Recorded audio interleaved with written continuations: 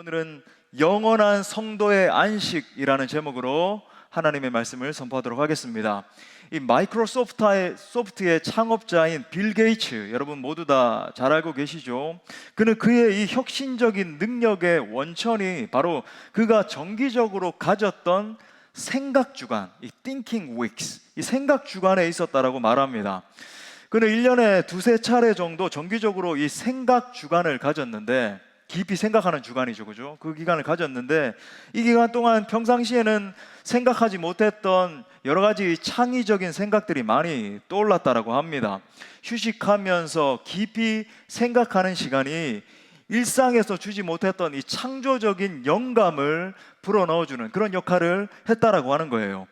여러분, 이처럼 이 창조적인 사람들, 이 사회에서 큰 성과를 내는 사람들, 또 선진국에 사는 그런 사람들일수록 이 쉼을 잘 누린다라고 하는 객관적인 통계가 있습니다.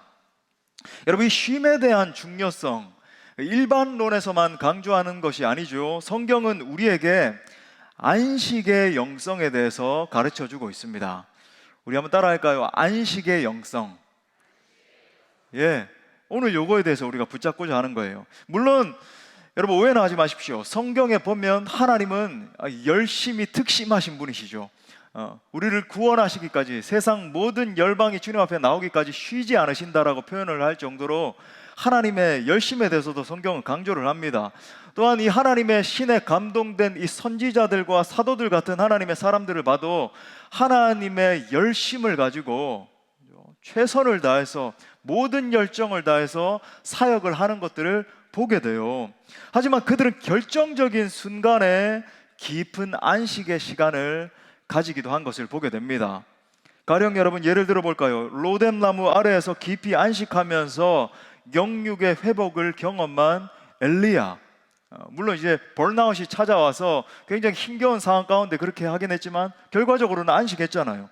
또 사역 후에 깊이 자는 모습으로 또 묘사가 되고 있는 요나 선지자, 사역 중간중간에 휴식을 취하고 기도하러도 가고 하는 이 사도들의 모습, 또 자주 감람산에 올라가셨다라고 했는데 그냥 가신 게 아니라 가셔서 쉬시기도 하시고 또 기도도 하셨다가 그렇게 안식을 취하셨던 우리 예수님의 모습도 볼 수 있는 거예요. 자, 이 같은 모습들을 다 종합해 볼 때 성경은 우리에게 분명히 안식에 대해서 이야기를 하고 있고 이 안식의 영성에 대해서 가르치고 있다라고 하는 것을 우리가 발견할 수 있습니다. 자, 그래서 오늘은 우리가 휴가 시즌인데 이제 7월 말 8월 달까지 이제 휴가 기간을 보내고, 또 특별히 이제 휴가 가 있는 기간만이 아니라 이 시간이 되면 우리가 조금 이렇게 여유를 가질 수 있고 조금 쉬는 시간이잖아요, 그죠?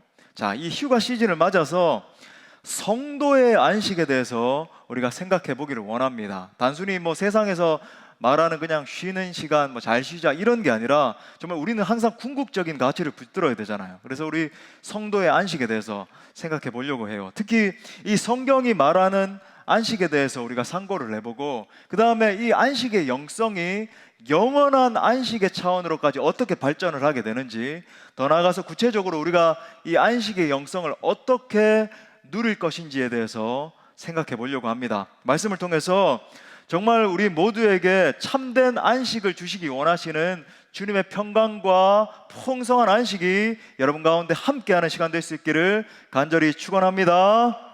자, 세 가지로 살펴보겠습니다. 자, 첫 번째는 하나님은 성도가 안식하기를 원하십니다.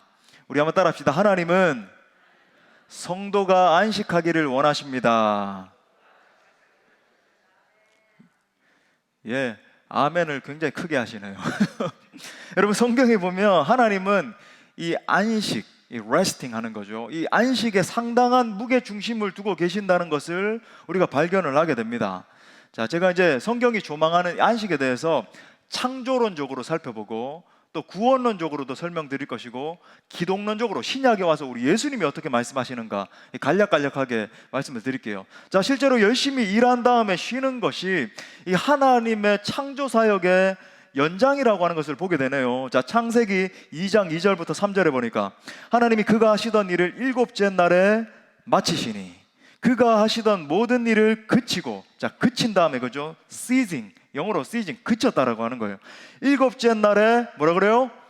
안식하셨다. 우리 하나님이 분명히 안식하셨다는 겁니다. 하나님이 그 일곱째 날을 특별히 더 복되게 하사 거룩하게 하셨으니 이는 하나님이 그 창조하시며 만드시던 모든 일을 마치시고 그날에 안식하셨음이니라. 아멘.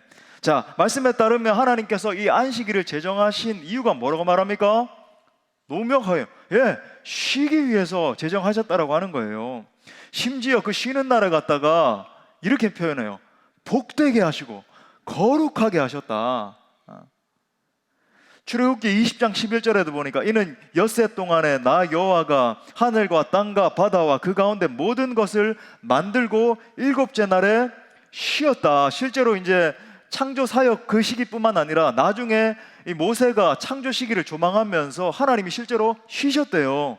그러므로 나 여호와가 안식일을 복되게 하여 그날을 거룩하게 하였느니라. 아멘. 자, 이런 의문이 들죠. 이런 구절들을 읽어보면 그러면 우리 하나님이 창조 사역을 이제 너무나 열심히 하시다 보니까 너무나 이제 힘이 드는 겁니다. 우리 표현으로 따지면 골병 든다, 쇠가 빠진다, 그죠? 그런 이 마음이 든 거예요. 그래서 쉬셨을까? 여러분, 우리 하나님이 정말 너무 힘들어가지고 막 골병이 날 정도로 일을 하셨기 때문에 쉬실 리가 있겠습니까? 성경을 정말 깊이 연구해 보면 사실 이 안식일이라고 하는 것은 하나님을 위한 날이 아니라 우리 인간의 휴식을 위한 날이라고 하는 것을 발견할 수 있습니다. 자, 하나님이 일곱째 날을 축복하시고 또 심지어 holify, 거룩하게 하신 그 목적이 있다라고 하는데 그게 뭐냐면 우리 인간들을 위함이라고 하는 거예요. 자, 그러면 하나님 편에서 보면 제가 이 그치셨다라고 하는 이 성경의 구절을 읽어드렸는데 하나님 편에서 보면은 막 일을 해가지고 번아웃이 찾아오고 너무 힘이 들어서 아이고 나 좀 쉬어야 되겠다 그런 관점이 아니라 의도를 가지시고 일곱째 날을 거룩해 하시면서 의도를 가지고 일을 마치고 일부러 일에서 손을 떼셨다라고 우리가 볼 수 있는 거예요. 자, 그런데 하나님이 그렇게 하신 이유가 있습니다. 제가 의도성을 가지고 있다 그랬죠. 우리 인간들을 바라보신 거죠. 그런데 우리 인간들의 이 성정을 보니까 흙으로 창조가 되고 물론 그 코에 생기를 하나님의 생명을 갖다가 불어 넣으시긴 했지만 너무나 한계가 뚜렷하고 연약한 존재들이라는 거죠. 그러니까 하루도 쉬지 않고 7일 연속으로 365일 계속 일하면 지치고 쓰러지고 도저히 사명을 감당하지 못하는 이 약한 존재라고 하는 것을 보시고는 우리가 정말로 존재론적으로 쉼이 필요하다라고 하는 것을 아셨던 거예요. 너희 인간들을 보니까 참으로 측은하구나, 너희는 쉼이 필요한 존재들이구나 아신 겁니다. 그래서 하나님께서 말씀하신 거예요. 쉽게 제가 표현하는 겁니다. 내가 이렇게 쉬니까 너희도 쉬어라 이렇게 말씀하신 거예요. 이게 여러분 안식일의 목적이라고 하는 겁니다. 얘야 너희들 보니까 내가 이렇게 쉬니까 너희 연약한데 너희도 좀 쉬어라. 우리를 지으시고 우리 인간들의 한계를 아시는 주님께서 하나님의 안식에 함께 우리가 참여하자 이렇게 우리를 초대하신 것이 안식일의 본질이라고 하는 것입니다. 자, 이에 대해서 전주대학교 김경래 교수가 그의 책 나의 왕 나의 창조주에서 이렇게 말하는 것을 볼 수 있어요.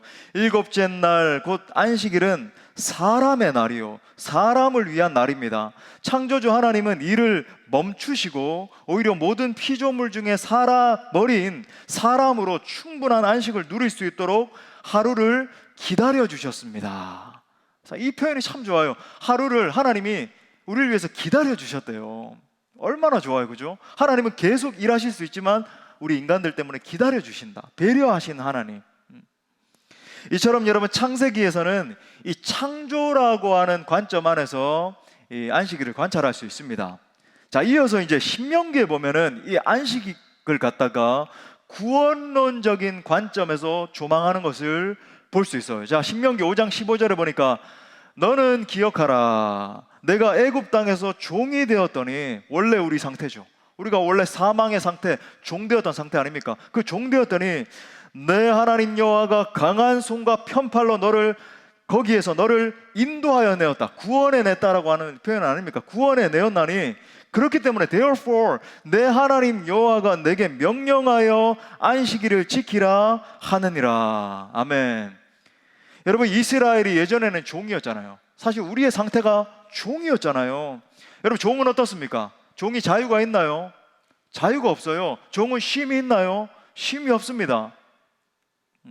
저 아직까지 그 이집트 피라미드 현장에 갔을 때, 제가 이제 3주간 이집트에 머물면서 찬양을 인도하고 예배를 인도한 적이 있다 그랬잖아요. 2006년에 2,000명이 모여가지고 그 이집트에서 집회를 했었습니다.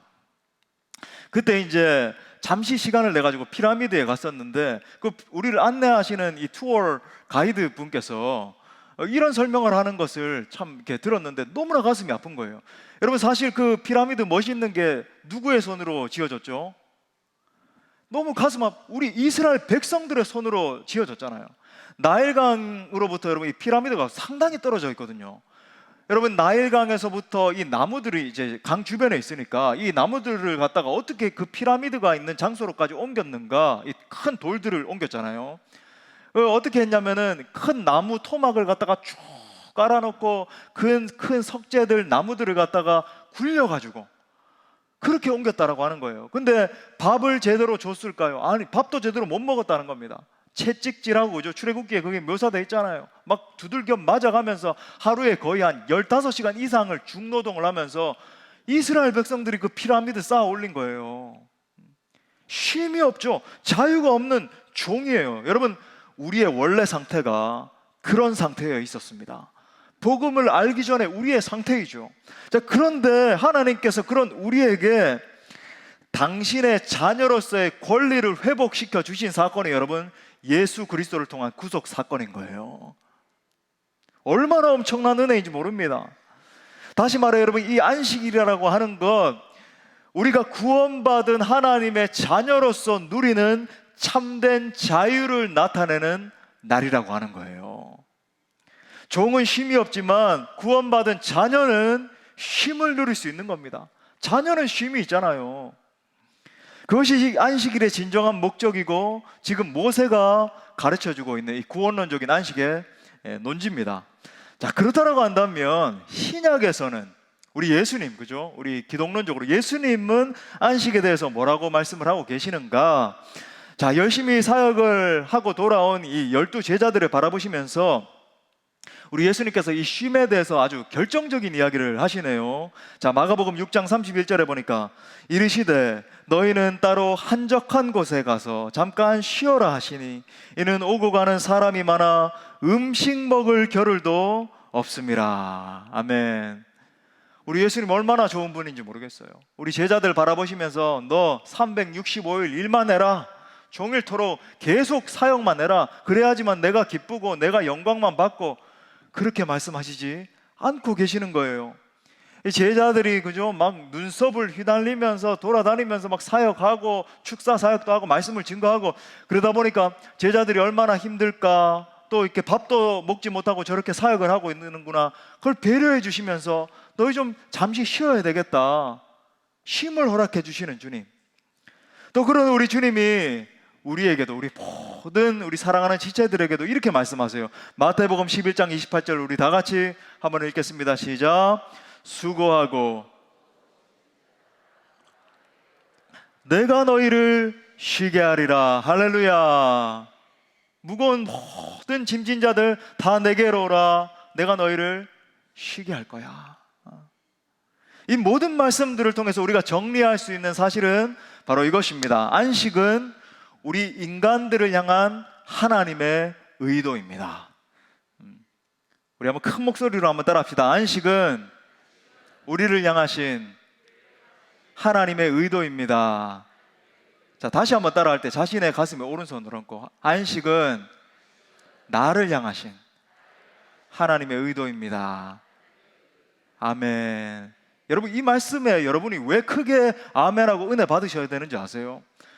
여러분, 우리 현대인들의 삶에 안식이 없어요. 쉬지를 못하는 거예요. 심지어 쉬는 기간에도 돌아가서 내가 어떤 일을 할 것인가, 일 생각하고 있어요. 주님이 여러분 그걸 원하시는 게 아니라니까요. 쉬기를 원하시는 거예요. 물론 지금 여러분 오해나 하시면 안 되는 게, 지금 주님이 말씀하시는 안식이라고 하는 것은 삶 가운데서 최선을 다해서 걸어온 인생들에게 주어진 그런 메시지예요.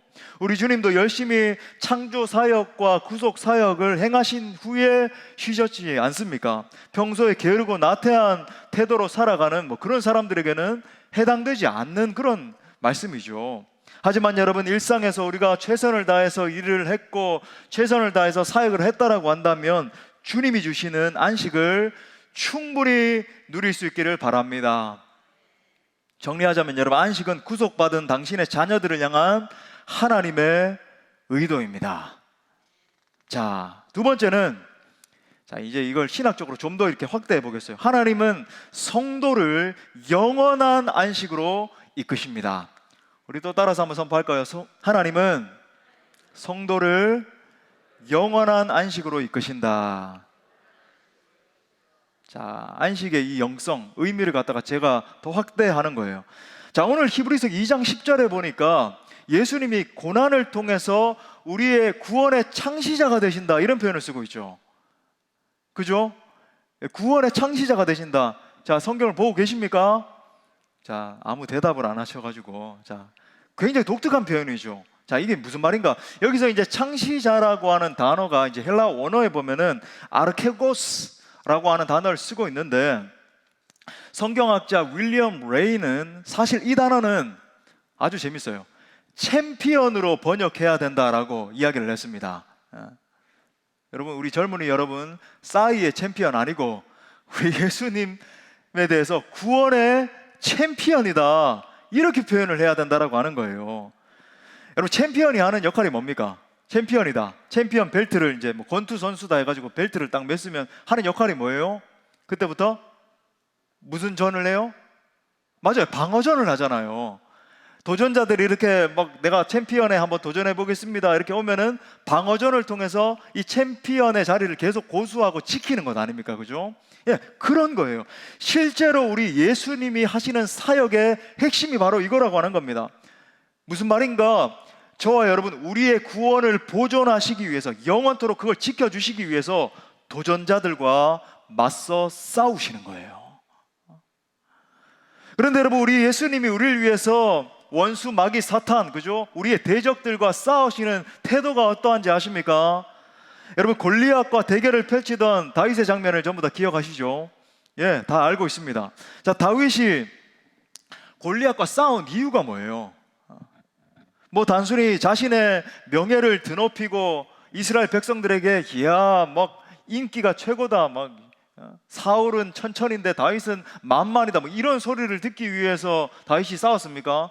그런 의도와 목적이 아니었어요. 다윗은 이스라엘 백성들을 위해서 싸웠습니다.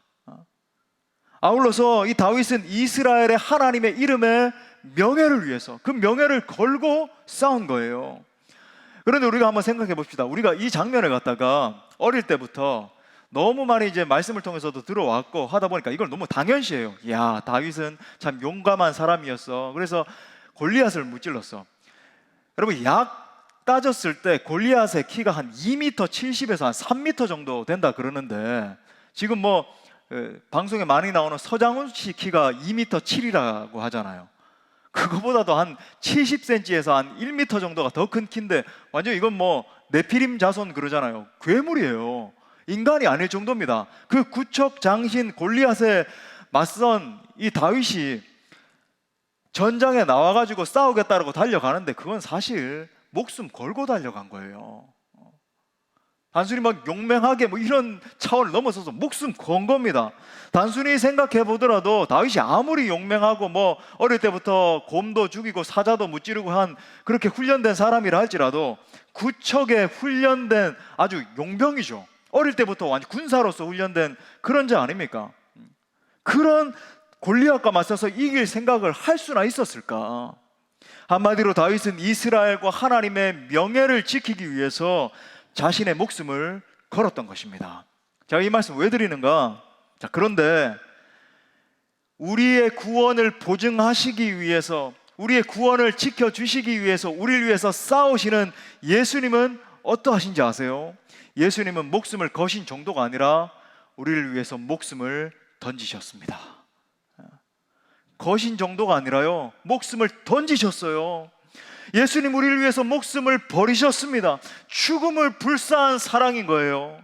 죄와 사망이 끊임없이 우리에게 다가와서 우리의 구원을 빼앗아가기 위해서 공격하고 우리를 넘어뜨리고 좌절하고, 그죠? 낭만케 할 때마다 바로 그 능력을 가지고, 십자가의 사랑도 불사하는 바로 그 마음을 가지고 우리의 구원을 지켜주시는 거예요. 그런데 한번 생각해 보십시오. 원래 이 대가를 누가 치러야 되나요? 우리가 치러야 돼요. 내가 치러야 돼요. 우리가 죄값을 치러야 되고, 우리가 사실은 이 죽음이라고 하는 죄의 형벌에 처해져야 되잖아요. 그런데 예수님께서 우리를 대신해서 대표로 그 모든 대가를 치르신 것입니다. 그러므로 영광스러운 구원을 소유하신 사랑하는 성도 여러분, 우리는 우리의 구원에 대해서 생각할 때마다 이 사실을 반드시 기억해야 돼요. 온갖 죄와 사망이 우리의 구원을 빼앗아 가기 위해서 다가올 때에 우리의 대장 되시는 예수님께서 십자가의 권세와 능력으로 우리 대신 싸워주시는 것입니다.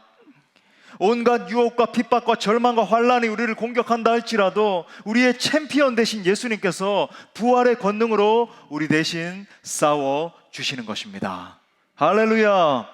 그래서 오늘 14절에서 이렇게 말하잖아요. 14절 하반에 보니까 예수님께서 죽음을 통하여 죽음의 세력을 잡은 자 곧 마귀를 멸하셨다. 여러분, 예수님의 십자가 죽음을 통해서 모든 사망 세력의 우두머리인 마귀 사탄을 멸하셨다라고 하는 말이에요.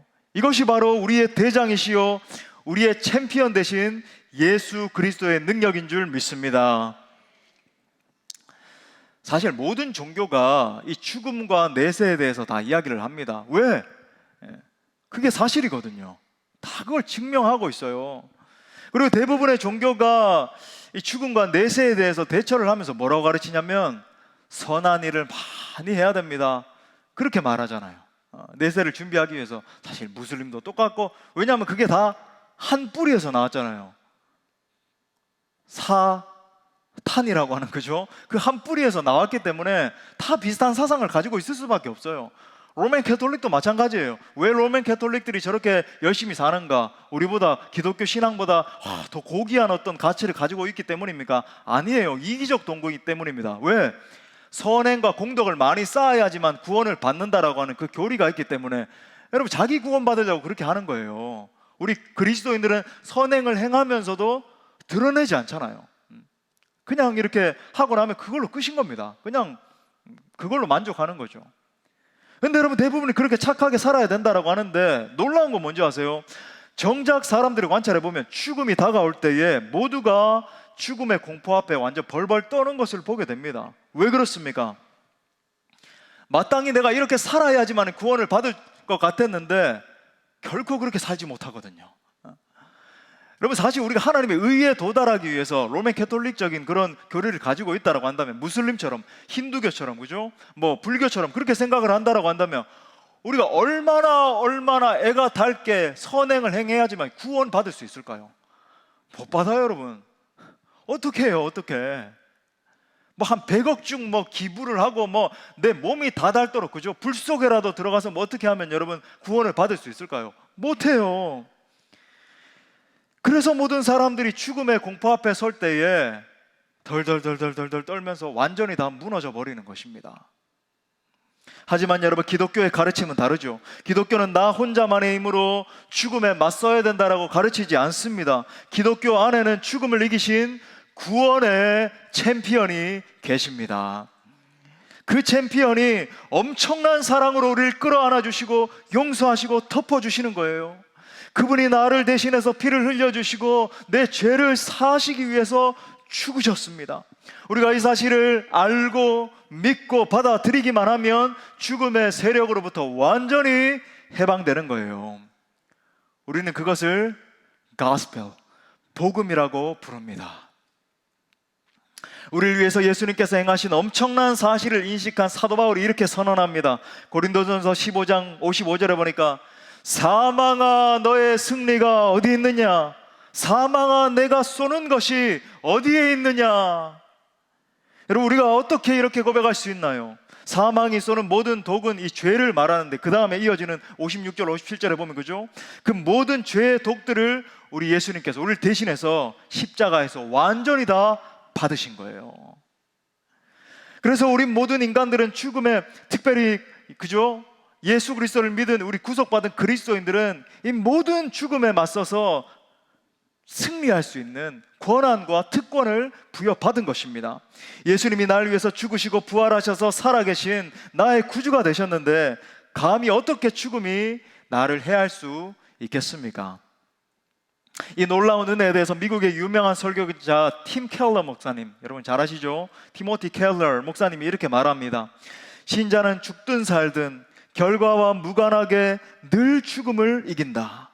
예수 그리스도께서 죽음을 이기셨기에 이제 죽음이 할 수 있는 일이라고는 우리를 지금까지보다도 더 행복하고 더 사랑받는 존재가 되게 하는 것 뿐이다. 정말 그래요. 우리가 예수 그리스도를 주로 믿음으로 말미암아 얻게 되는 최고의 축복이 무엇입니까? 이 죽음과 사망의 공포를 뛰어넘는 것 아니겠어요? 실제로 성경은 죽음을 성도의 영원한 안식으로 규정합니다. 고린도서 5장 1절부터 2절에 보니까 만일 땅에 있는 우리의 장막집이 무너지면 하나님께서 지으신 집 곧 손으로 지은 것이 아니요 하늘에 있는 영원한 집이 우리에게 있는 줄 아느니라. 참으로 우리가 여기 있어 탄식하며 하늘로부터 오는 우리 처소로 덧입기를 간절히 사모하노라. 아멘. 여러분, 여기서 영원한 집이 우리에게 있다라고 하는 것은 영원한 안식으로, 그죠? 집이라고 하는 게 안식의 이미지잖아요. 집에 가면 우리가 쉬잖아요. 영원한 안식으로 우리를 이끌어 주신다라고 하는 말이죠. 그래서 여러분 기억하세요. 성도에게 죽음은 그냥 끝이나, 그죠? 뭐 영원한 어디 무덤으로 들어가는 거나 그런 개념이 아니라 영원한 안식과 연결되어 있는 거예요.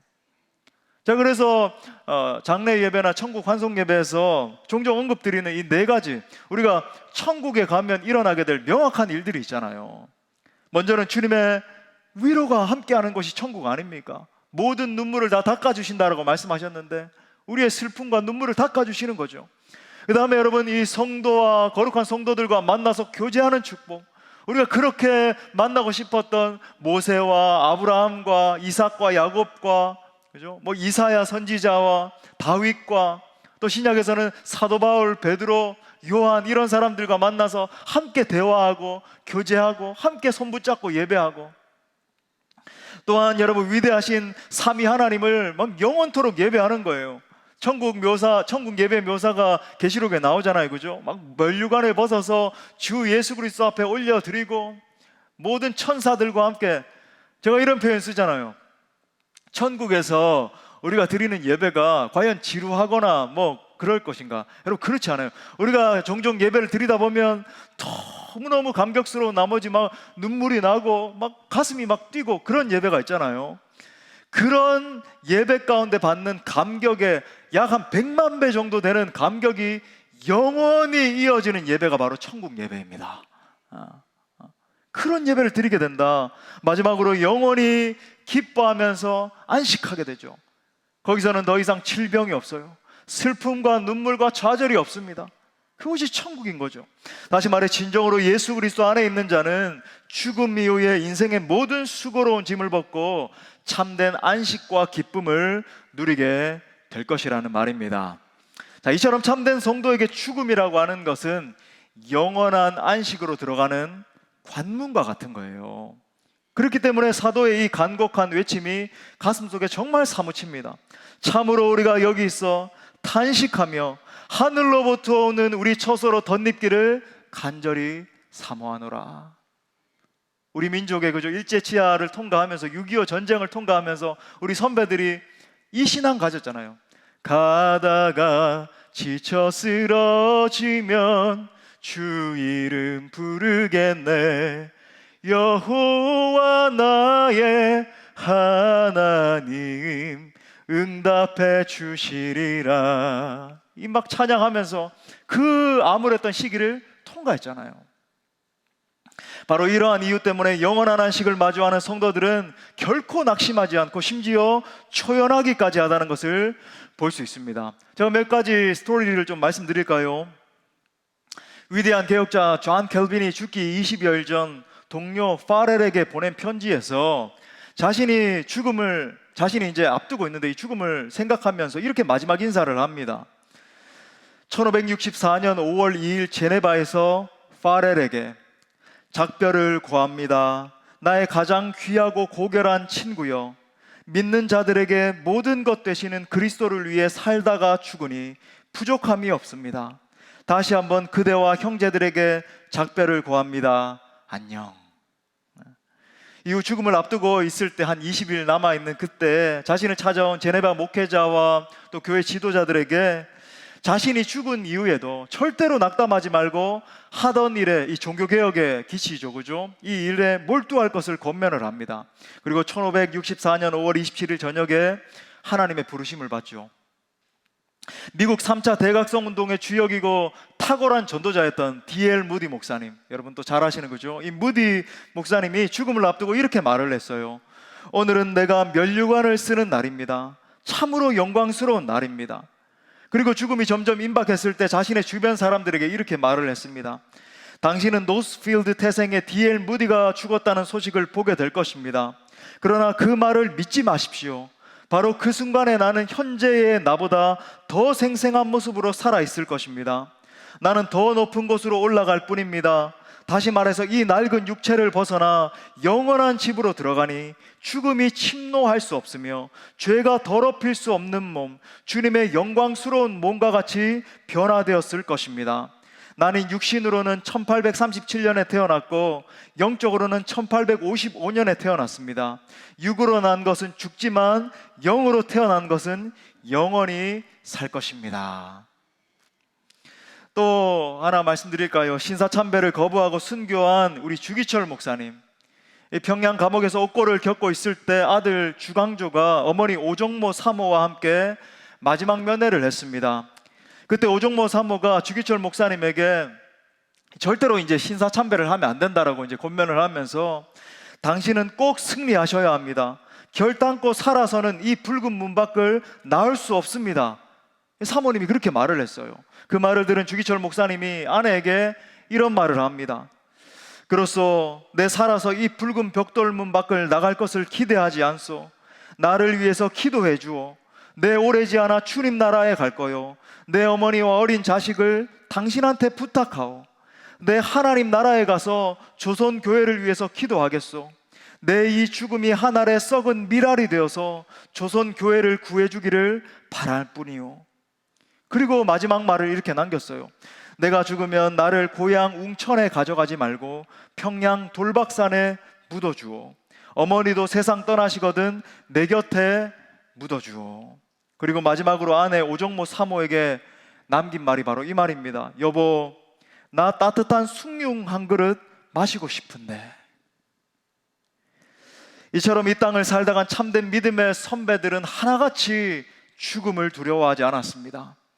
오히려 영원히 이어질 성도의 안식을 바라보면서 영원한 저 천국에서 두 손을 펼쳐서 나를 만나주시고 내 눈물을 닦아주실 그 예수 그리스도를 바라보면서 끝까지 이 땅에서의 사명을 초연한 마음으로 감당했던 것입니다. 그러므로 여러분 모두가 영원한 안식을 주시는 주님을 바라보면서 진정한 믿음의 사람들로 설 수 있기를 간절히 축복합니다. 마지막 세 번째로, 그럼 적용적으로 어떻게 안식할 것인가 라는 거예요. 자, 첫 번째, 주님의 은혜와 인도하심을 기억하십시오. 우리 한번 따라 합시다. 주님의 은혜와 인도하심을 기억하라. 예, 이게 여러분 휴가 시즌에 하셔야 될 첫 번째 실천 사항입니다. 고린도전서 15장 10절에 보니까 그러나 내가 나된 것은 하나님의 은혜로 된 것이니 내게 주신 그의 은혜가 헛되지 아니하여 내가 모든 사도보다 더 많이 수고하였으나 내가 한 것이 아니고 오직 나와 함께 하신 하나님의 은혜로라. 아멘. 사도 바울의 고백과 같이 여러분 지금까지 내게 베풀어 주신 그 엄청난 은혜 아닙니까? 막대한 하나님의 그 한없는 은혜요. 그 은혜를 생각해 보십시오.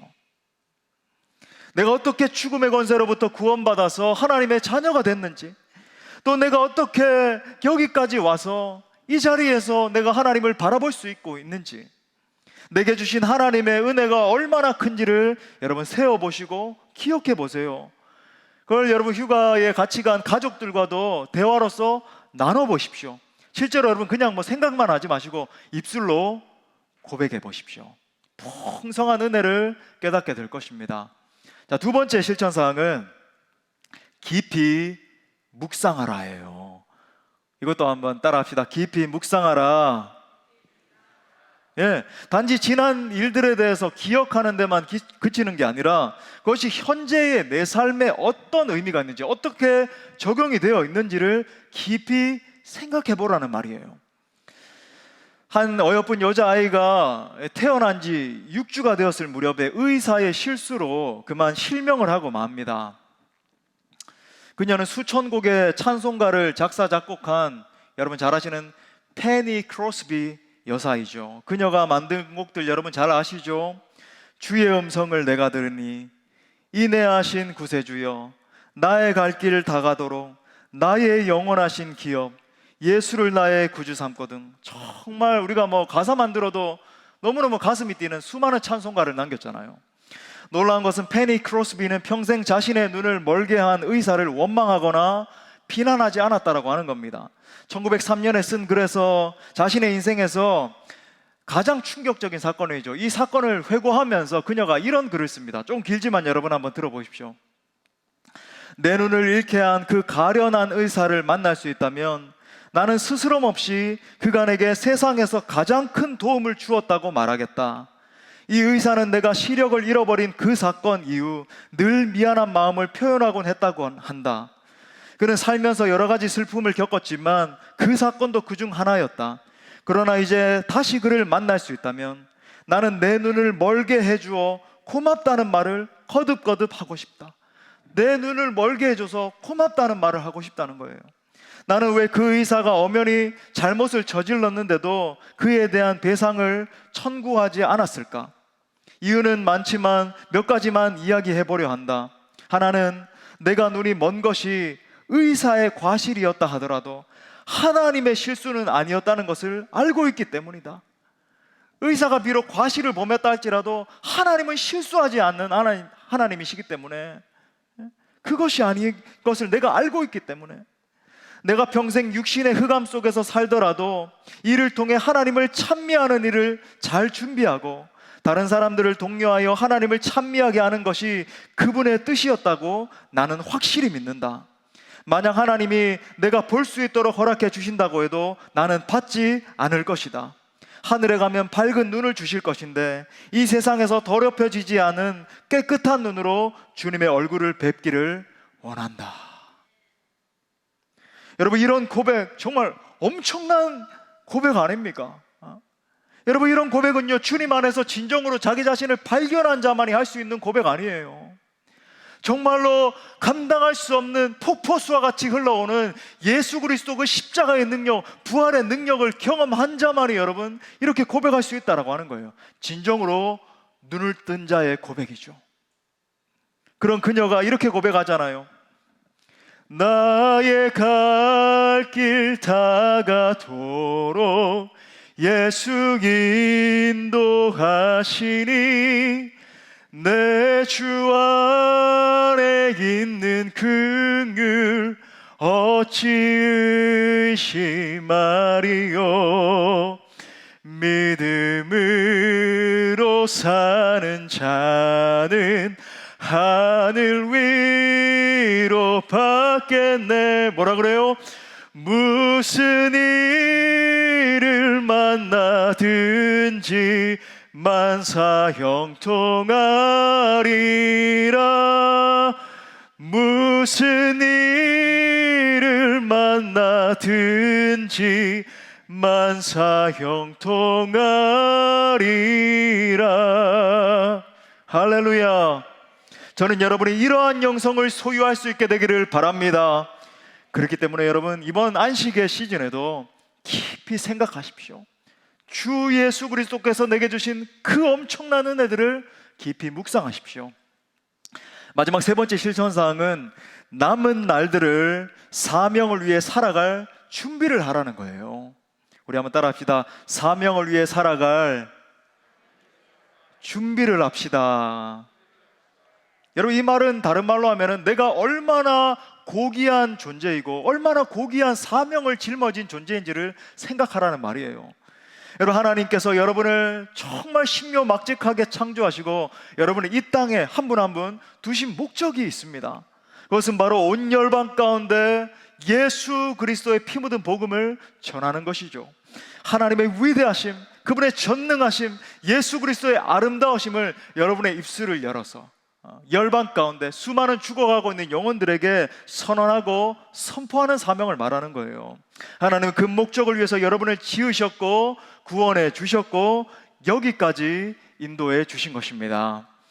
그러므로 여러분의 남은 날들을 통해서 내가 어떻게 이 사명을 감당할 수 있을 것인지를 깊이 생각하십시오.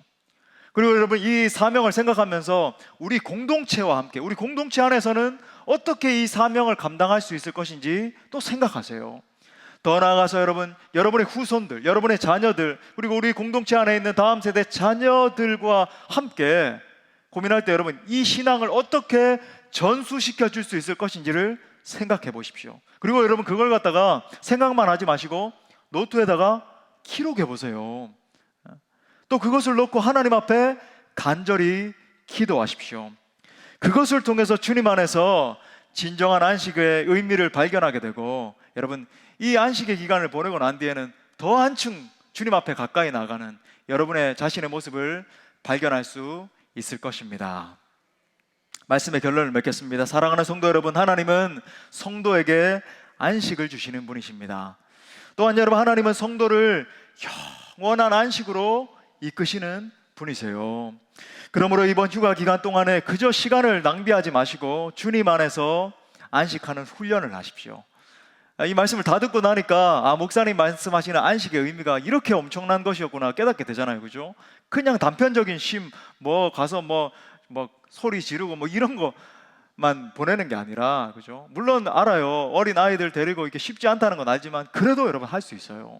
훈련해 보세요. 먼저는 주님이 주신 은혜와 인도하심을 생각해 보세요. 인생에 대해서, 내 자신에 대해서, 내 사랑하는 가족들, 친구들, 이웃들, 공동체에 대해서 생각해 보세요.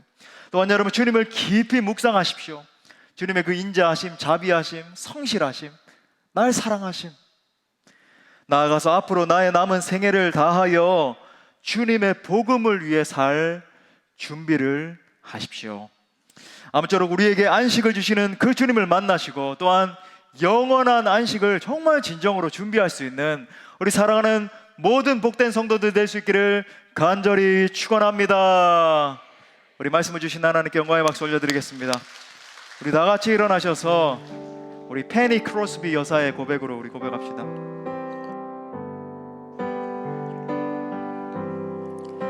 나의 갈 길 다가도록 예수 인도하시니 내 주 안에 있는 긍휼 어찌 의심하리요. 믿음으로 사는 자는 하늘 위로 받겠네. 무슨 일을 만나든지 만사형통하리라. 무슨 일을 만나든지 만사형통하리. 아멘. 나의 갈 길 다가도록 예수 인도하시니 어려운 일 당한 때도 족한 은혜 주시네. 나는 심히 고단하고 영혼 매우 가라. 하지만 주님은 나의 앞에 반석에서 샘물 나게 하시네. 아멘 아멘. 나의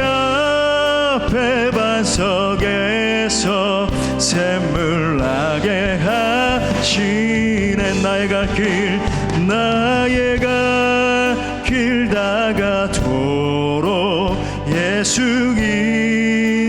인도하시니 그의 사랑 어찌 큰지 말로 할 수 없도다. 성령님 성령감화 받은 영혼 하늘나라가 영영 부르라면 영영 부를 나의 찬송. 예수 인도하셨네. 영영 부를 나의 찬송. 예수 인도하셨네. 이어서 계속해서 찬양합니다. 내가 주인 삼은 내가 주인 삼은 모든 건 내려놓고 내 주 대신 주 앞에 나가 내가 사랑했던 모든 건 내려놓고 주님만 살아. 주 사랑 거친 풍랑에도 주 사랑 거친 풍랑에도 깊은 바다처럼 나를 잠잠케 해. 주 사랑 내 영혼의 반석 그 사랑 위에 서리. 내가 주인 삼은 모든 건 내려놓고 내 주 대신 주 앞에 나가 내가 사랑했던 모든 건 우리 이렇게 고백해요. 주님만 우리 두 손 높이 들고 고백합시다. 주 사랑 거친 풍랑에도 깊은 바다처럼 나를 잠잠케 해. 주 사랑 내 영혼의 반석 그 사랑 위에서 주 사랑 거친 풍랑에도 아멘. 주 사랑 거친 풍랑에도 깊은 바다처럼 나를 잠잠케 해. 주 사랑 내 영혼의 반석 그 사랑 위에 서리. 이 시간 말씀 붙들고 함께 기도할 때 이 시간 우리에게 참된 안식을 주시는 주님 앞에 나아갑시다. 수고하고 무거운 짐진 자들아 다 내게로 오라 내가 너희를 쉬게 하리라 말씀하시는 주님 앞에 나아갑시다. 그리고 기도합시다. 하나님 이 시간 주님의 너른 품으로 달려가기를 원합니다. 하나님의 그 크신 사랑의 품 예수 그리스도의 그 쏟아지는 은혜의 품 성령님의 따뜻한 그 사랑의 품으로 달려갑니다. 주님 내게 주님만이 주실 수 있는 참된 평강과 안식을 허락하여 주옵소서. 또한 이 땅에서의 삶에만 매몰되는 것이 아니라 영원한 안식을 바라보며 그 안식을 준비하는 진정한 성도 되게 하여 주옵소서. 주님 제게 주님의 마음을 부어 주옵소서. 우리 함께 동성으로 기도합시다. 할렐루야. 주님 이 시간에 주님 앞에 간절한 마음으로 기도하며 나아갑니다. 우리에게 안식을 주시는 그 놀라신 주님